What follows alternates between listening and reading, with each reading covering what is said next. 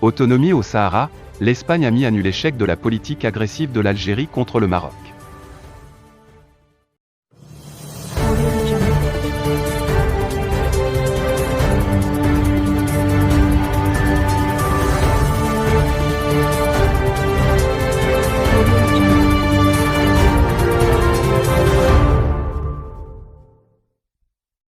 Le tournant historique que vient d'opérer l'Espagne, en soutenant le plan marocain d'autonomie au Sahara, a levé le voile sur la faillite de la diplomatie algérienne et de sa politique belliqueuse contre le Maroc. Retour sur une cascade de fiascos subis par un régime, prisonnier de grilles de lecture, qui appartiennent à un autre âge. La décision historique de l'Espagne sur le dossier du Sahara n'est pas seulement un coup très dur pour le régime algérien. C'est surtout le révélateur au grand jour de l'inanité d'une politique hystériquement agressive contre le Maroc, à laquelle le régime algérien a assigné comme objectif la renaissance de sa diplomatie et l'affirmation du leadership de l'Algérie sur le plan régional. Le vendredi 18 mars, jour de la diffusion d'extraits de la lettre adressée par le chef du gouvernement espagnol, Pedro Sánchez, au roi Mohamed VI, a montré à la fois l'échec de cette politique algérienne et du petit poids géopolitique de ce pays, aussi bien dans la Méditerranée occidentale que dans le continent africain. Dès la reprise des relations diplomatiques du Maroc avec Israël en décembre 2020,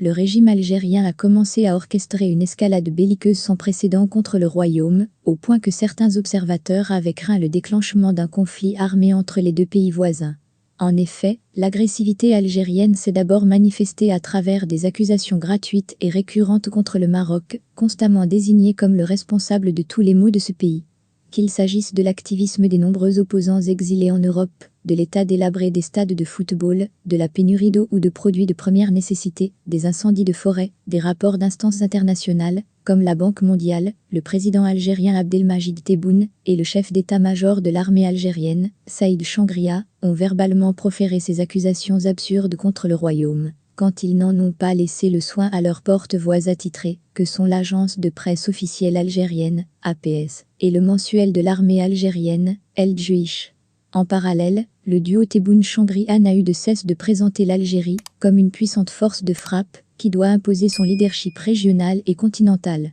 Cette prétention de puissance régionale ne résiste cependant pas aux faits sur le terrain. En effet, et sans revenir à l'épisode désastre d'Ain Amnas en 2013, où un important site gazier a été pris en main pendant plusieurs jours par un groupe terroriste, l'Algérie s'est très souvent montrée incapable de défendre ses frontières, véritable passoire pour les groupes terroristes et les trafiquants de drogue et d'armes. Une faille que vient de pointer du doigt un rapport du département d'État américain, publié le 1er mars 2022 et soumis au Congrès. Ce rapport a alerté sur les frontières poreuses de l'Algérie. Et quelques jours plus tard, le rapport du département d'État américain va se vérifier. En effet, le 20 mars, 3 militaires algériens, dont un officier, ont été tués à la frontière avec le Mali, selon le ministère algérien de la Défense, suite à un accrochage avec un groupe terroriste non identifié et dont aucun élément n'a été neutralisé par cette puissante armée algérienne. Rantan Lamamra, le révélateur du naufrage. Le 8 août 2021, dans l'un de ses bavardages médiatiques, 10 entrevues périodiques avec la presse, le président algérien a encore parlé de ce qu'il appelle la nécessité pour les Algériens d'être persuadés que leur pays est une puissance régionale, alors que c'est la main étrangère qui cherche, selon lui, à minimiser le rôle pionnier de l'Algérie sur le plan régional.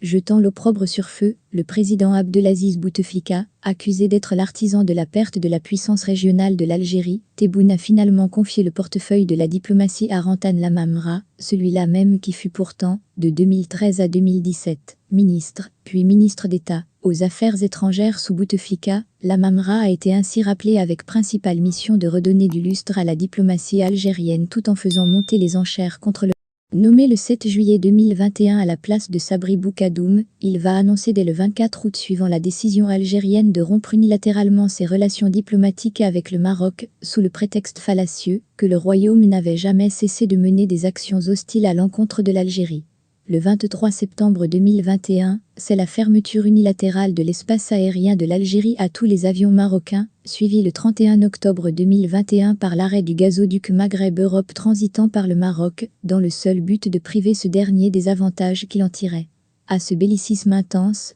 le Maroc a opposé calme et sagesse. Il a laissé le régime algérien s'embourber dans ses gesticulations et déclarations quasi martiales et a travaillé en silence pour faire avancer le dossier de la cause nationale. Résultat, toutes les manœuvres belliqueuses du régime algérien ont été réduites à néant par la décision de l'Espagne de soutenir le plan marocain d'autonomie comme la base sérieuse et crédible pour régler le différend créé autour du Sahara.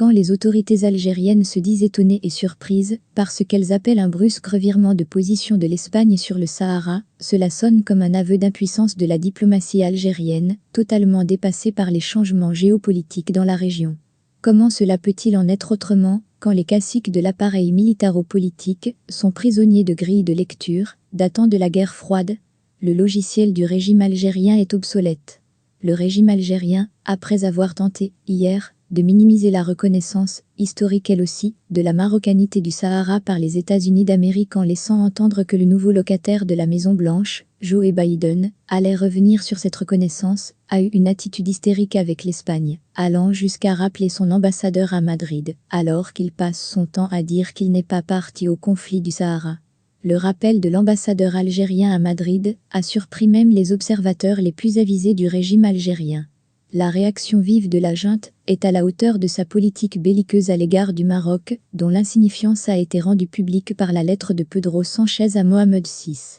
Le tournant historique opéré par l'Espagne fait office d'un cruel miroir qui renvoie aux gérontes qui dirigent l'Algérie l'image d'un pays dépassé par les changements géopolitiques dans le monde et qui est immobile dans un environnement qui connaît de multiples changements. Cette Algérie, encore dirigée par Salah Boudjil, 91 ans, président du Sénat et donc vice-président potentiel de la République, les généraux Khaled Nezzar, 85 ans, Mohamed Medien Ditoufik, 83 ans, et Saïd Changria, 77 ans, le président Abdelmajid Tebboune, 77 ans, et Rantan Lamamra, 70 ans, doit changer le logiciel, antérieur à la chute du mur de Berlin, qui lui sert encore de boussole pour décider de sa politique extérieure. Ce logiciel est aussi vieux que les gérontes qui tiennent les rênes du pouvoir dans le pays. Le monde change, mais les Chibani qui dirigent un pays de jeunes sont dépassés par ces changements. Au-delà de la proclamation espagnole, qui montre le petit poids régional de l'Algérie et l'inanité de sa politique agressive contre le Maroc, il est à déplorer que dans un monde où les groupements régionaux constituent des vecteurs de force, les dirigeants algériens poursuivent leur politique de division dans le Maghreb.